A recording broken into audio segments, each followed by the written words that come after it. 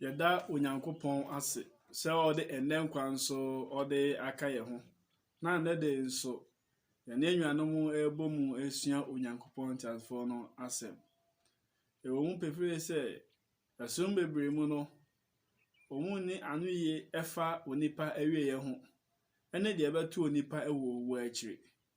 Nanso sɛ yɛba Kristosom mu a na yɛkɔtwerɛ kronkron no mu a bɔhyɛ asɛm bi wɔ hɔ ɛyɛ deɛ yɛtumi de yɛn ho tɔ so ɛma no yɛ yie na ɛno boa yɛn ma yɛtumi kuta yɛn mu die mu sɛ deɛ bi hɔ no yɛbɛtumi nya nkwagye nso ama yɛ kra. Ɛno nti ɛnɛ yɛsua deɛ kakra ade afa pɔtɔkasa mu deɛ yɛfrɛ no assurance. Pɔtɔkasa mu deɛ yɛfrɛ no assurance. Na ɛsane sɛ onipa biara na ɔnam na ɔyɛ n'adwuma biara no ohia deɛ obetumi de ne ho ato so. Mpo mpempie no sɛ yɛkɔ amanyɔsɛm mu a ɔmo ka deɛ ɛbɛyɛ asom de a yɛbɛtumi de yɛn ho ato so na aboa yɛn ama yɛtumi amake decision. Sɛ nso sɛ yɛba Kristosom mu nso a nneɛma bi wɔ hɔ a Onyankopɔn no da n'adi ɛkyerɛ ne mma sɛdeɛ ɛbɛyɛ a yɛbɛnya ahotɔso mapa na ɛnkɔba sɛ yɛde n'akyi sara akwa na yɛnim deɛ yɛbɛtumi anya biara ɛwɔ ɛnɛ asase ɛso.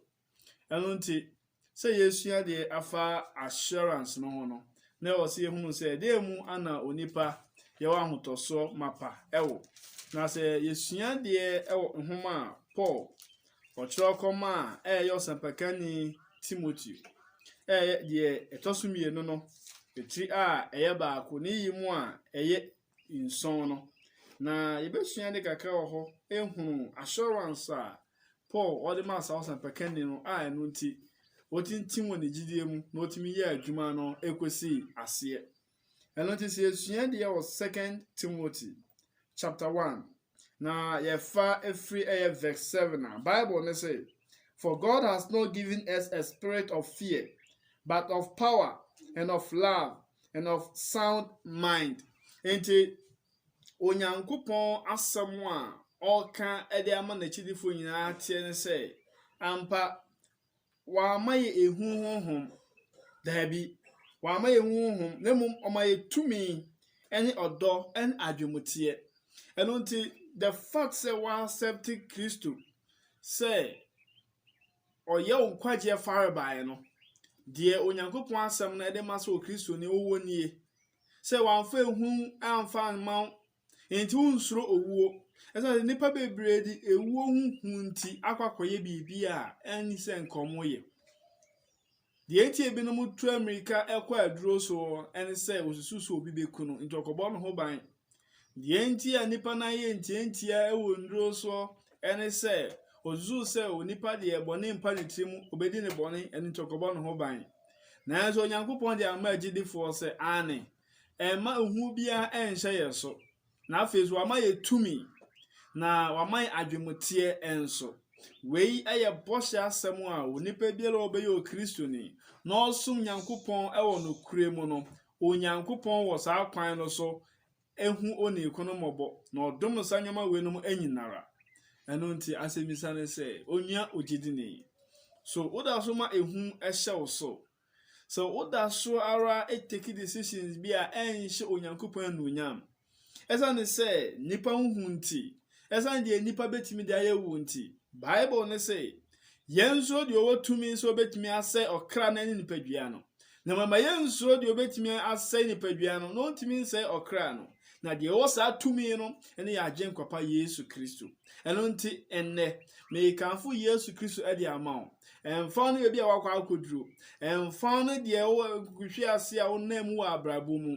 Deɛ wakɔ akoduro biara yɛ sambra Yesu nkyɛn na ɔbɛgye wo. Bɛma wo adwemuteɛ, ɔbɛma wo tumi, na wama wo ɔdɔ, na watimi anante edi wo dwumadie sɛdeɛ ɛwɔ sɛ woyɛ ɛde hyɛ Onyankopɔn kyerɛfoɔ no anuonyam. Ɛno nti sɛ yɛkɔ sɔrɔ esua deɛ ɛwɔ verse 12 no a ɔkɔɔ sɔrɔ ahyɛ ɛyɛ ɔsampakani Timothy nkrane sɛdeɛ ɛbɛyɛ a obetumi ekuta ne mudie mu ɛwɔ saa ɛkwan no ɛso. Na sɛ ɔhwɛ ɛyɛ verse 12 the Bible say, "For this reason I also suffer these things. Nevertheless, I am not ashamed, for I know whom I have believed, and I'm persuaded that he is able to keep what I have committed to him until that day. Enti hano Paul ka kyerɛ Timothy sɛ, ane eni kwan sɛ odi awerɛhoɔ ɛsane sɛ ɔhaw biara ɔmo nan mu, amanneɛ biara ɔmo nan mu no, ɔno de ɔrehyɛ mu wɔ ne Nyankopɔn mu sɛ, deɛ ɔno de ne kra hyɛ ne nsa no, obetumi akora ne kra no akɔ akɔsi ɛda no, ɛda bɛn a ɛyɛ owu akyiri asɛm na ɔka, ɛyɛ nipa nkwagye asɛm na ɔka, ɛyɛ atemmuo da no. Nti sɛ ɔde wo kra ɛde to Onyankopɔn so, na ɔde wo werɛ ɛhyɛ Yesu Kristo mu a, Bible ne say ɔno deɛ obetumi akora unipadua akora wo kra no, na that day no ɛyɛ judgment day no, obedi anigye a ɛni ɛwɛyɛ. Na ahotoso asɛm bɛn na ɛkyɛn saa asɛm yi agyidefoɔ.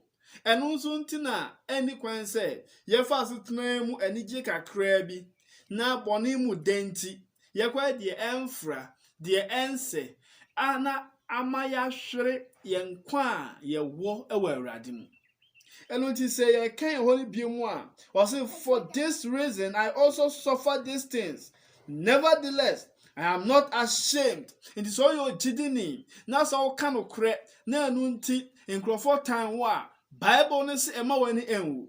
Sɛ ɔyɛ ogyidini na woka deɛ sɛ ɛne deɛ ɛfata wotwa sɛ onipa edi soɔ, na sɛ onipa ntumi andi so a, ɛni kwan sɛ wofɛreɛ, ɛni kwan sɛ woma nipa huhu ɛhyɛ wo soɔ na woyɛ deɛ wobɛtumi ayɛ de tia Onyankopɔn. Dabi da.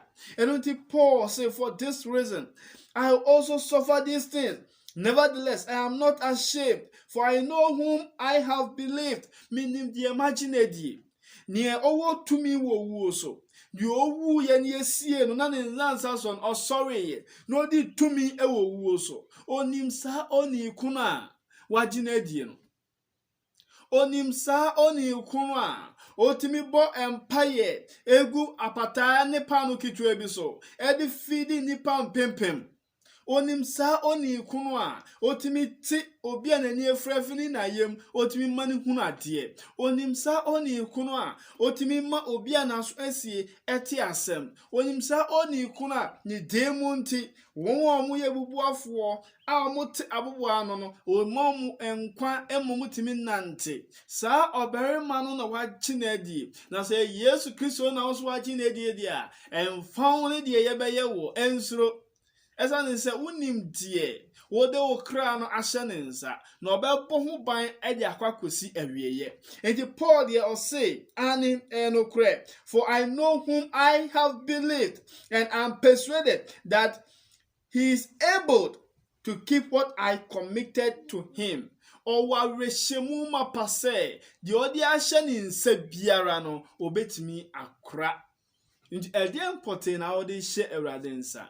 So odo kra hye Awurade nsa. So odo abusua ekɔ Onyankopɔn animu. So odo adwuma ekɔ Onyankopɔn animu. So Onyankopɔn embɔ ho ban ema wana. Paul say, de odi be hye Onyankopɔn nsa biara no, onim so obetimi akra.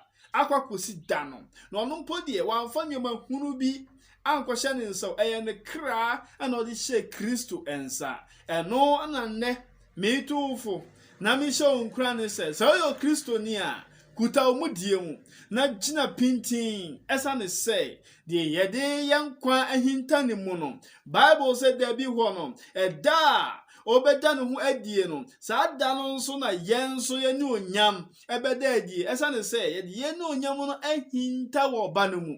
Enti ogidini a wutie me a wo pɛ no onyam wo nipa ne mu unya dabi esa ne say wiase eku tia honhom no na honhom na pɛdeɛ so eku etia honam no. Ɛno nti there is an assurance for believers. There is an assurance for believers. Ɛno nti ɔkra na yɛde hyɛ papa no nsa no obetumi akra, obetumi abɔ ho ban ɛde akwa kosi awieye. Ɛde akosi saa ɛda no a nipa nyina be omani ɛwɔ hinwa n'anim. Ɛda no a obiara beyi na brabo ano. Ɛda no a de yɛde abrabo yɛ sɛ yɛ papa o sɛ yɛ bɔni o ye beyi ɛho ano no. Saa ɛda no wɔn a yɛde wɔn kra hinta wɔ Kristo mu no ɔmbɛ sɔre akɔda enkwam. Oba sorry akoda enkwam enyanum ene adofo ne say nti no onyankopon ti asefo no awo anu ye assurance kese e de ma agilefo se usua de romanfo ehoma no etiri eye enwotwe ni yimu eye aduasa enwotwe no eye Romans chapter 8 verse 38. Bible say, "For I am persuaded that neither death nor life, nor angels, nor principalities, nor powers, nor things present, nor things to come." Enti ono de Bible ekozo ehye yenkura ne say bibiara ni ho.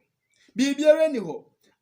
Ebetimi asankan odomapa yewo edema erade. Bibiara ni ho. So it was verse 39 or say, "Nor height nor depth, nor any other created things shall be able to separate us from the love of God, which is in Christ Jesus our Lord." It be biara ho. Ebetmate ti odomapa daye ni Kristo entemu. Bi biara ni ho. Ni moja de se kronkron no de kwa senua no so. Ko wani mguase wu ema menu mienu ya bone no. Da owu ye ne nansa osore ye no. Tie mu kan wa senua no se wawie. Na ye no kren se wawie nso ampa.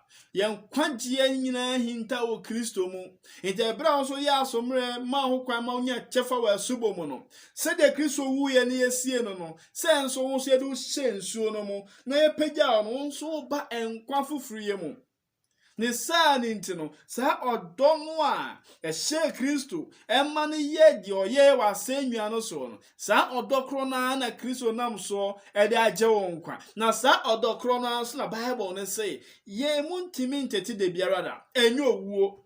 So osua de verse 38 na o si ewu anan nkwa abofo anatumidie tumi ananyama ben anase soro anase ebumu gempa na ebetimi atete odo Kristo owo edemayem edempa na ebetimi. So ubeko baby obeka so obeboa na se mo na chie no ubefom no enu nti odo no awo ema saa de odo ho koto so emu betete enu to nipa okra obegye fru nsemo nanso papa we say no o se bibiere ni ho ebetimi atete ene ne do entemu bibiere ni ho. This is a great assurance for believers. This is very great assurance for believers. In verse 39 now, ne wiye pa no say shall be able to separate us from the love of God, which is in Christ Jesus our Lord. Bibiere ni ho.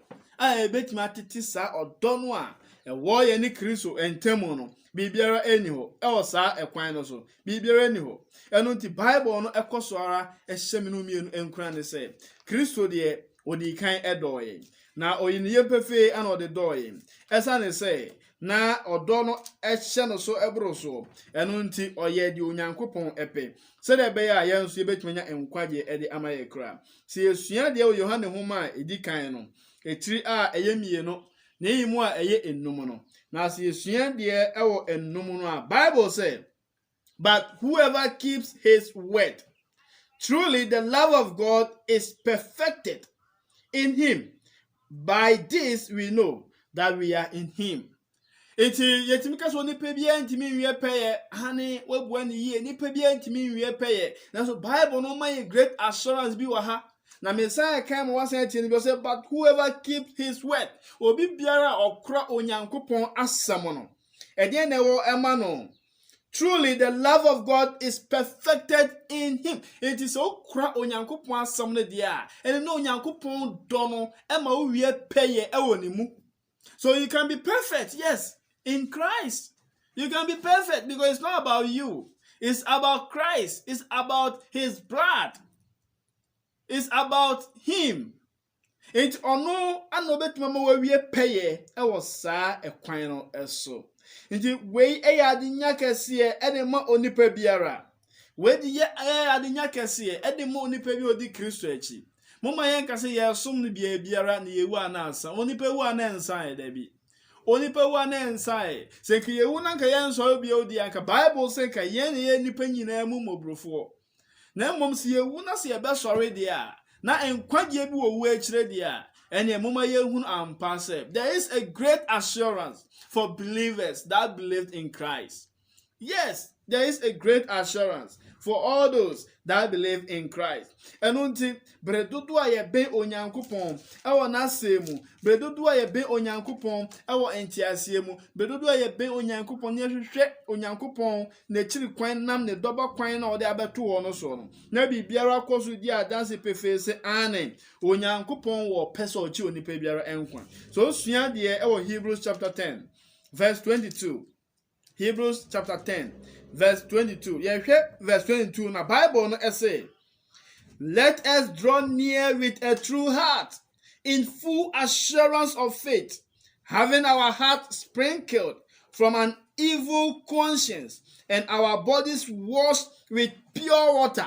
Enti ahano kosua di adase pefe se bredudu a uben onyankopon no na unam akoma fan mu ede ko onyankopon chen no na onyankopon so ma boshe asem a egina gidie mu na enu mu ana onyankopon enam ate yakoma ho efri ni ye biara ho na odi insuo kronkron ede ate ye ho. There is a great assurance in Christ. Great assurance be ewo ho edema atrenefo enyinara. Enunti na me kanfu Yesu Kristo ede ama. Eza ne se onunkuto. Eza onunkuto no betima ma ye nkwa ewo ewe ebremu. Onipa biara ni ho. Ye betimi aka, ye betimi awura kosia, ebeyese na emom. So hwe religion and its assurance eye Kristo sumu anewo. Kristo sun no chire onipa bebi a ye wo wunyini eni bebi a obewu eni owu achire bebi a wokro. Kristo sun ana echire Bible no ana edi ehu adanse. Se esua de Yohane homa edi kan no. Etiri a eye enum no. Na yimu a eye edu baako no. Na yade sua edi kan efa edi kan na yade aba awieye ebrepamo ye beto adesua no so na ye hunu assurance ahodo a onyankopon telephone de adwa na asemu a eye boss asem ye ane a ewo ho ema ogidi ni ebiara. So osua de ewo 1 John chapter 5 verse 11 Bible no say, and this is the testimony that God has given us eternal life, and this life is in his son. Mames be say Timothy say, and this is the testimony when adanse that God has given us eternal life onyankopon ma yedankwa, and this life is in his son. Sa dankwa we ewo ne banimu. Sa dankwa we ewo ne banma akwati se de wedi bonyoma bi anase ewudrobi na yedi edrobi ebre wo na sa edro no mu na enkwa no wo. Enu nti yenkwagye no ehinta ewo Kristo mu na Kristo mu ana yenkwagye no edimu. Enu nti ye wodankwa ewo ne banimu. Se ukoti oba no a woye bibiara enyeyi.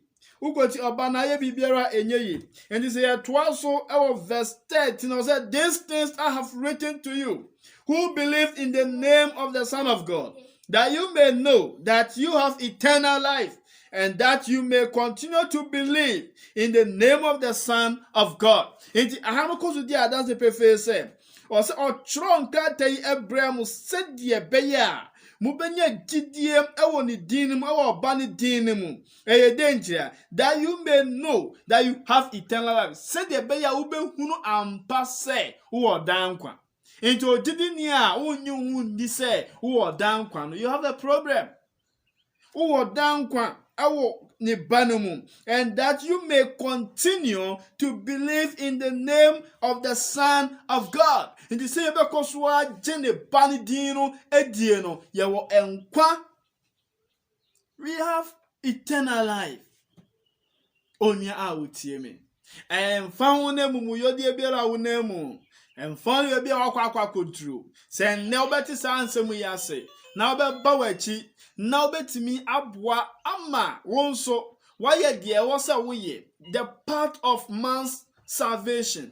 Wonso utefa wo se obetimi aye ewo onyamesu pamu no. Wonso obetimi aye se de be ya ebetimi abwa ama wetimi nya enkwagye enso etimi ama wokra. Enu ti se ne se yakozu sua de fa nipa enkwagye ho a na yesua de ewo Yohane homa no etiri a ɛyɛ edu nson no na ne yi mu a ɛyɛ mmiɛnsa no Bible no kyerɛ deɛ yɛfrɛ no nkwagyeɛ mapa na sɛ yɛhunu deɛ ɛyɛ nkwagyeɛ mapa a yɛbɛkɔ so ara esua adeɛ na yɛn nso yɛtumi nya nkwagyeɛ nso ɛde ama yɛkra so osua deɛ ɛwɔ verse 3 Bible said, and this is eternal life, that they may know you, the only true God, and Jesus Christ whom you have sent. Enti wei ane dan kwa no sɛ yɛbɛhunu wo nokora Nyankopɔn koro no ɛne odɔba koro no a osoma no no. Enti how can we know the Father unless we know the Son? How can we know the Son? Jesus yɛ nam asomafoɔ no nkyerɛkyerɛ so. Na asomafoɔ no deɛ na mo kyerɛkyerɛ fa Yesu Kristo ho. O Bible ne say so sua deɛ wɔ Acts chapter 2.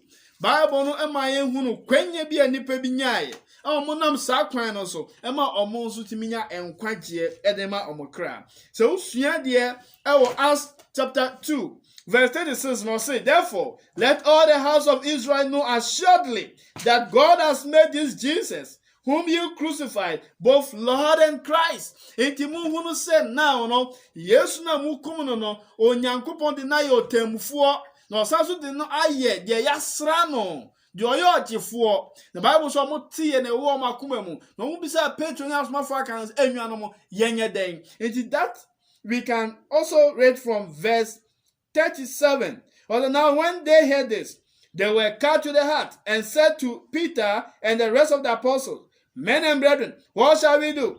Then Peter said to them, repent and let every one of you be baptized in the name of Jesus Christ for the remission of sins, and you shall receive the gift of the Holy Spirit. For the promise is to you and to your children and to all who are afar off, and as many as the Lord our God will call. Into Onyankopɔn no ɛfrɛ ɔnam n'asɛm kronkron no so ɛfrɛ ɔfrɛ onipa biara sɛ ɔyɛ ɔmanpanin sɛ ɔyɛ minister sɛ ɔyɛ ɔhene sɛ ɔyɛ agya sɛ ɔyɛ ba sɛ ɔyɛ yere sɛdeɛ wote fa biara Onyankopɔn nam n'asɛm no mu ɛde frɛ wo na ɛwɔ ɛberɛ a ɔfrɛ yɛ ɛwɔ Pentecost day no ebinom te nsɛm no ase enti ebinom ɛrespondi positively. So osua deɛ ɛwɔ verse 41 was said, then those who gladly received his word were baptized. And that day, about 3,000 souls were added to them. In the Bible, the one who said there is an assurance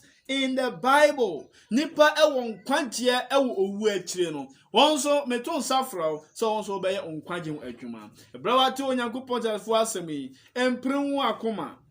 Se won hu se ampa mienu ye bɔne nti na Kristo kwa asɛnnua no so.